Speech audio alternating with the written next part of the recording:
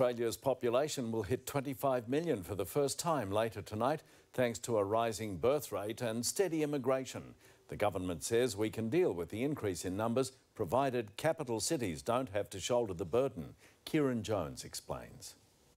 Born at 4 o'clock this morning, Caden Fanning is the pride and joy of his parents Noreen and Padraig. His birthday is an important milestone for another reason too. It comes on the day our population is set to hit 25 million people. He completes our family, so yeah, threes are golden lucky number. The population is increasing by roughly 400,000 people per year.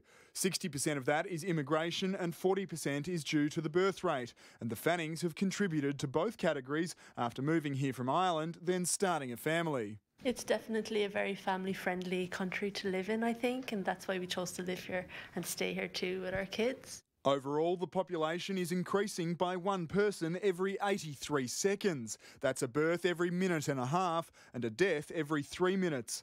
A new resident arrives every 61 seconds and someone leaves the country every 2 minutes. We're seeing stronger growth in places like Melbourne, Brisbane and Canberra.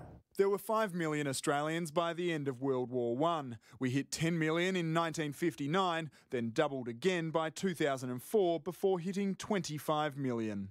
2/3 of Australians now live in capital cities, and the government says the challenge is to get more people to move to regional areas where higher populations are needed. So we're looking very closely at this to see whether or not we can create further incentives for new migrants to settle in the smaller states or the regions, and then place conditions upon them to actually stay in those regions. Kieran Jones, 9 News.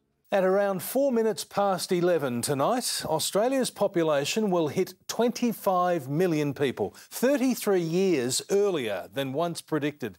It will have huge consequences here in Victoria, with our state growing faster than anywhere else. Born in the early hours of this morning, little Ella Grace helped tip the scales towards 25 million. We were laughing that she could be the 25th millionth baby to be born. We were probably going to tell her she was the 25th millionth Australian anyway, so I think it worked out quite well. But more than births, it's immigration that's really making our population swell. While one person is born every minute and 42 seconds, a new person arrives to live in Australia every minute and 1 second. Citizenship Minister Alan Tudge suggesting skilled migrants who want to come to Victoria be sent to South Australia instead. That's the type of thing that we should be looking at in order to take a bit of pressure off Melbourne and Sydney. In 2017, Victoria recorded the highest growth rate, with our population increasing by 2.6% compared to 1.6% across the country. At the moment, nearly everybody is coming to Melbourne and Sydney, despite the fact that there are needs elsewhere in the country. At the current rate of growth, Melbourne's population is on track to reach 8 million by 2055. And even though we've got major infrastructure projects underway, experts say we could still struggle to cope.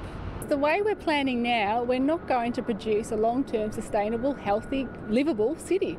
Estelle Greeping, 7 News.